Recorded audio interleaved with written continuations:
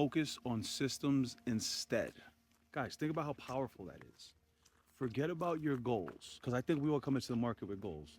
10K day, 100K day, 100-day day, whatever that is. We have these goals. But the question is, what is the system that is going to get us there? Because if we do not have a system in place, then guess what? Those goals are just numbers that will float around in our head, and we may or may not luckily hit them. But I think a system first approach, a system based approach could be the answer. Think about it right here. Goals are about the results you want to achieve. Systems are about the processes that lead to those results. Isn't that so true? I'll read that again. Goals, 10K day, 100-day day, are about the results you want to achieve. And we all want to achieve these results, don't we? We want to achieve that next step up in our trading journey. But the question is, are we advancing our systems? Are we tweaking our systems? Are we checking the inputs and then measuring them against what happens on the output side? Maybe, maybe not. I want you to think about this because I take ideas out of books. And this is Atomic Habits, by the way, for anyone who cares to check this book out. It has a lot of great nuggets in it that are not meant for traders, but why couldn't they be? Because I think human psychology is just universal. It could be adapted and implemented to any career or endeavor. So goals are not, I'll read this again. Goals are not about the results you want to achieve. Systems. Okay, goals are about the results you want to achieve. Systems are about the processes that lead to those results. And I think that is so powerful.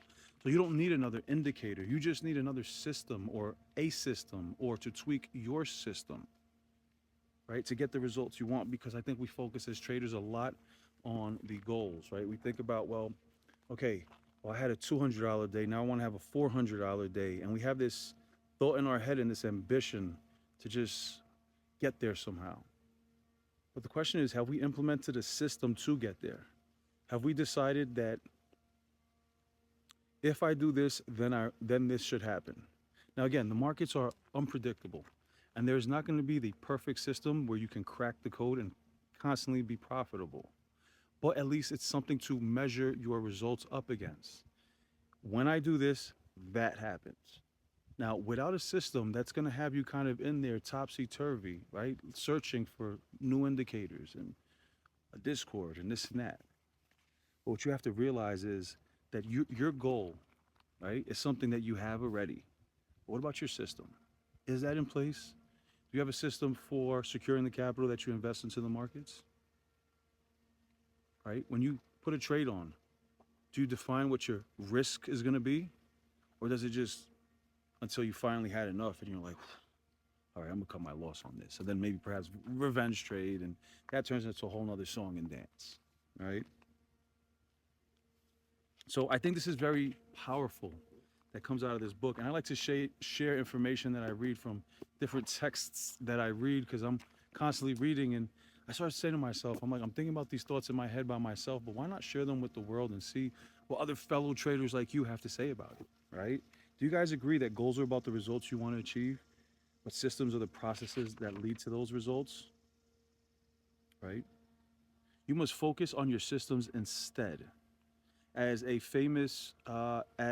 Super Bowl winner, Bill Walsh, 3-time Super Bowl winner Bill Walsh says, the score will take care of itself when you focus on the system, right? When you focus on implementing a strategy, when you start thinking intentionally when you enter the markets, that is the system. That is where the improvement comes from.